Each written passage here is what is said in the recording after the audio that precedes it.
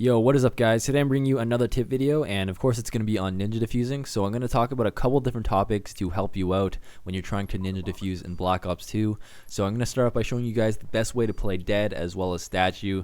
Then I'm going to go over some of my favorite perks when I'm trying to ninja diffuse, and I'm also going to show you guys how to stay silent when you're defusing the bomb. But let's get right into it. Let's talk about the best way to play dead. So if you guys already played Black Ops 1, you already know it's very different from Modern Warfare 3, where you can't just keep clicking Y, because if you do that, you're just going to look like you're swimming on the floor. You're going to look like an absolute idiot. So you want to avoid that. What you want to do is hold a certain type of grenade. And the grenades that work are the Semtex grenade, EMP, smoke, sensor, concussion, and flash grenade. So any of those grenades work. All you have to do is lie prone and hold on to them or cook them, and it's going to look like you're playing dead. It's not going to look as good as it did in Modern Warfare 3, but it's going to make your character a little smaller, and it's going to look a lot better than if you were doing nothing. And one tip I have for you guys is that when you're trying to play dead, is you want to make sure that whatever gun's on your back is either small or you don't have a gun at all, because if you have a huge ass gun on your back, it's going to stick out like a sore thumb and give you away. So you know, things like rocket launchers or big sniper rifles, definitely avoid that. And if you do have a relatively big gun, make sure that you're holding it, because when you're playing dead, whatever gun that you're holding is actually going to disappear from sight, which works into your favor. So basically just avoid having two huge guns and you should be good to go.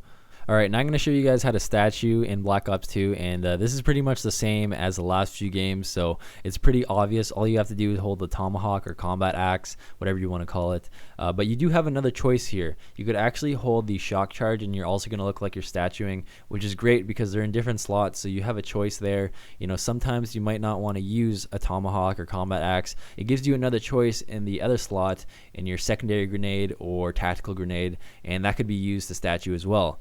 And it's the same thing as when you're playing dead, in the way that whatever gun you're holding is going to disappear. So if you do have a big weapon, make sure that you're holding it. It's not a huge deal like it is when you're playing dead, because your back's most likely going to be towards a wall. But if you do have a choice, you might as well be holding your bigger weapon, so that way it disappears. Alright, now I'm going to go over some of my favorite perks that I like to use when I'm ninja diffusing. So starting off with the first perk, I like to use lightweight, so that way I could get to those ninja diffuse spots really quickly and I could get there before the enemies do. And the other perk that I like to use in the first tier slot is the ghost perk, and that obviously keeps you off the enemy minimap. And I only like using this when I know I'm going to be moving around, because if you're not moving around and you're just playing dead or hiding near the bomb site, you're going to be given away if they have the UAV, of course, because like I talked about in my last video, you have to be moving a certain amount in order to stay off the minimap when you have ghosts and they have a UAV. But now let's move on to the next perk here, and this is going to have to be cold-blooded, and this is actually the most important perk in my opinion to use when you're ninja diffusing, because it's going to make sure that you don't have that huge ass red lettered name above your head, and that could really give you away if you're trying to play dead near the bomb site. So yeah, definitely use cold-blooded. And the last perk that I like to use is either extreme conditioning or dead silence, and the reason why I use extreme conditioning is the same thing as lightweight. I just want to get to those bomb sites as quick as possible, and dead silence obviously keeps you silent, but I just don't find it that important in this game, because sound whoring is a lot more difficult.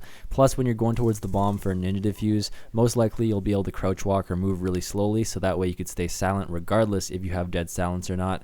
But to be honest, it's pretty flexible in terms of the perks, so there's no specific perk setup that you have to use. The only one that I recommend all the time is cold-blooded, and that's about it. But anyways, let me move on to the next tip here, and this is probably the greatest tip when it comes to ninja diffusing, or even planting the bomb or diffusing in general. So as you guys know, whenever you plant or defuse the bomb, there's always some type of noise that the bomb makes, and in this game there's two noises. It's when you open up the briefcase and when you press the buttons.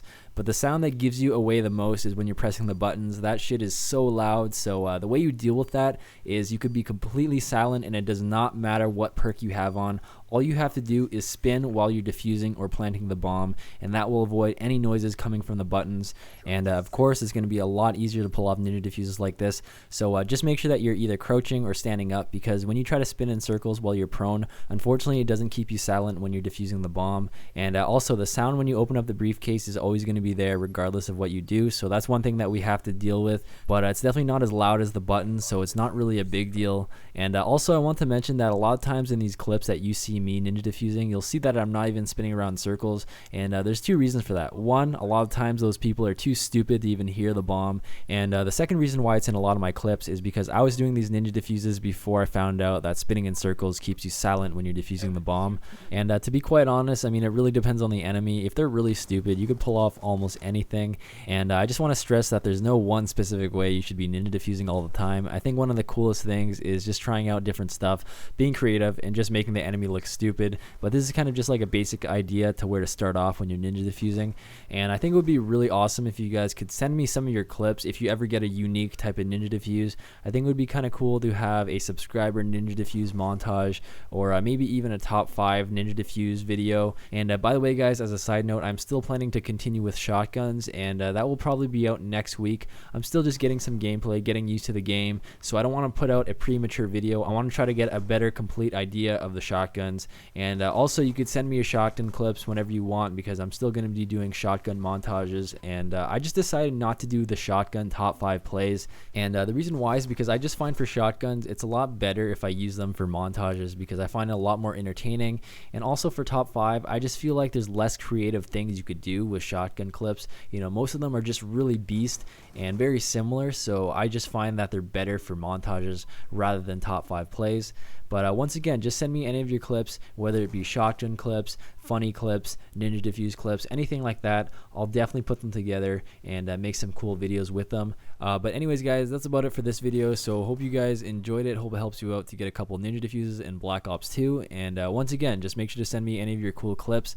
That'd be really awesome. And yeah, I'll see you guys later. Peace.